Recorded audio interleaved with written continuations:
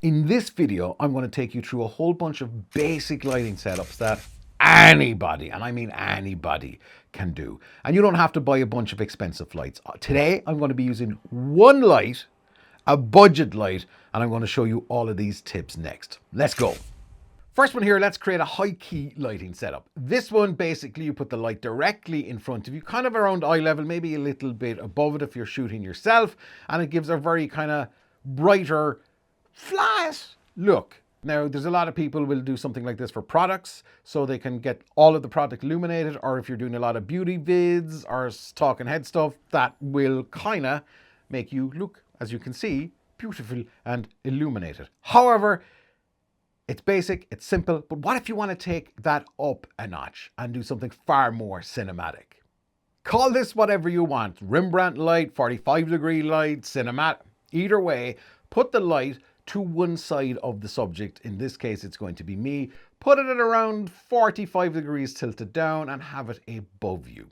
Now you can see that the contrast is a lot softer here. The shadows add a lot of interest. The flat lighting that we saw in the previous shot, that works for depending on what you're doing. At a lot of times though, there's no real sense of depth. However, you can create a sense of depth with, it could be just a lamp or lights that you have lying around the house anyway at home. So I've got an RGB strip here that's just gone on. I can turn the monitor back on here. And now, as you can see in this dark and dingy space, just with one light, the monitor and the RGB strip, we are creating a little sense of depth, and it's far more pleasing to look at. So yes, there's more lights, but you have one main key light, and then just use whatever else you've got lying around. Also, a quick bonus tip, and more on this in a bit, you could add something that's called a rim light. Let me just turn it on. And this here gives even more separation, slight little highlights around the shoulder and the back of my beautiful head. And that is something that you can absolutely do with some other lights that you have, or if you have another studio light, then you could do it that way. But more on this in a sec. For now, I'm just gonna turn this off. Quick actual bonus tip, by the way.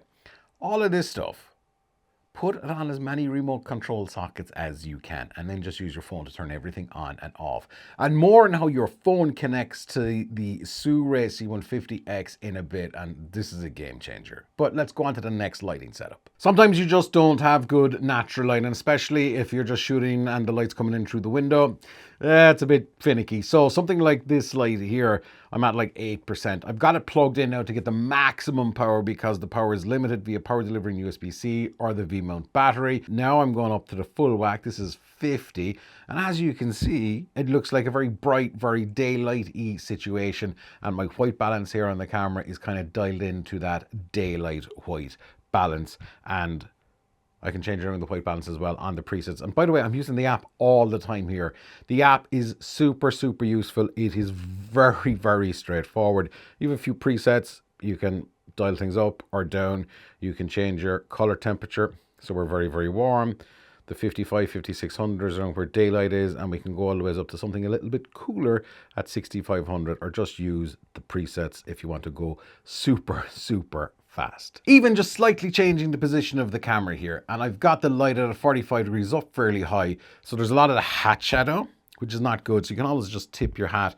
By the way, don't wear glasses, but if you do, you get the light reflected in. Tip your glasses down slightly for any light reflections. That should help a ton. Now, besides that, I've got it up there, and I'm just going to keep it there because there's a whole ton of effects as well that come with this Sirui light. Now, I gotta be honest, these are gimmicky for a talking head scenario in my book.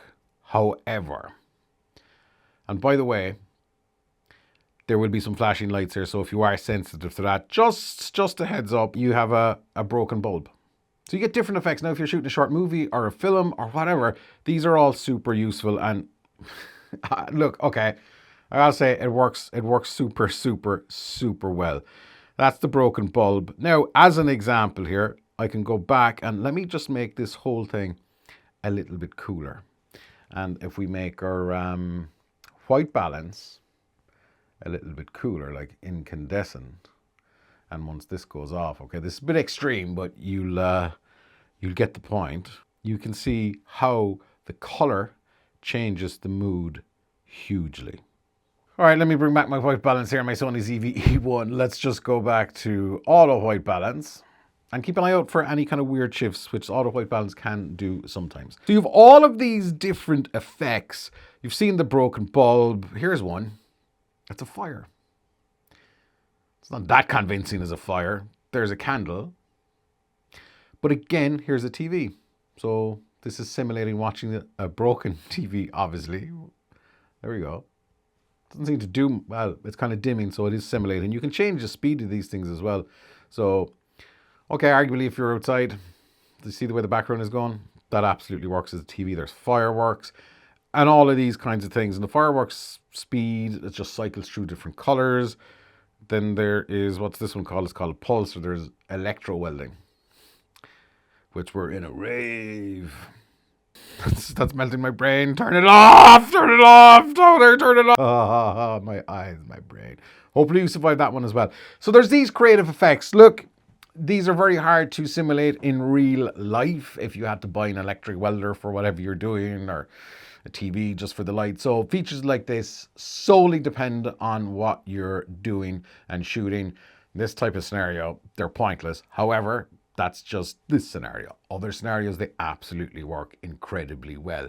So you do you on those. Another tip here, and it's a very stylistic choice. And again, depending on what you're shooting, it can add a huge range of mystery.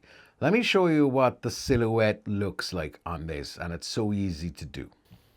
I am simply positioning the light. Oops. With a quick twist here, we can straighten this up. And boom, instant mystery figure giving a bizarre interview. I'm sure that sounded like somebody from The Simpsons, but it's as easy as that. So there's nothing really lighting you from the front. Now, depending if you have a really big space, this is going to be even less pronounced. So you can be completely anonymous almost, but because there's a wall like 5 feet in front of me here and a screen, it's just bouncing a little bit of light back. Now, I have one or two little critiques of the Sirui C150, and before you check out the link in the description with an exclusive discount code just for you, by the way, let's weigh this up. First up is the accessories that you get with the Sirui C150. These things are phenomenal for what you get. However, you do get a bones mount adapter. It's made of plastic, which is like, until I tried it out, it is incredibly strong. It's not going to break that easily. You get a V-mount plate adapter and a clamp that you can clamp onto your lighting stand. So if you've got a V-mount battery, you can just stick it on and it works really well. You've limited power depending on the output of your V-mount battery, but you can easily go up to 50%, which is bright enough for an awful lot of scenarios. Now, let me bounce back to the Bones mount adapter, and this is super useful because it allows you to put on a Bones softbox. It's basically Bones mount is a type of connection, and without it, the shadows would not be as beautiful.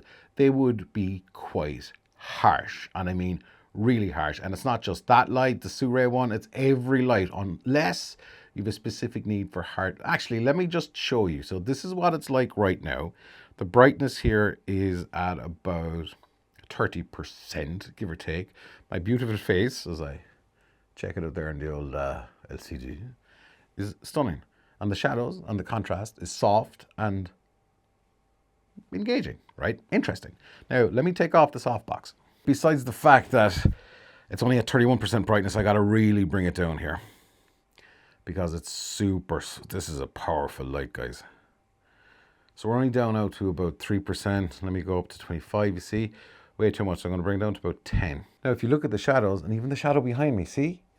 It's incredibly sharp, and it's the biggest sign that you have no clue what you're doing. Unless you have a very specific case. I mean, and it's quite flat as well.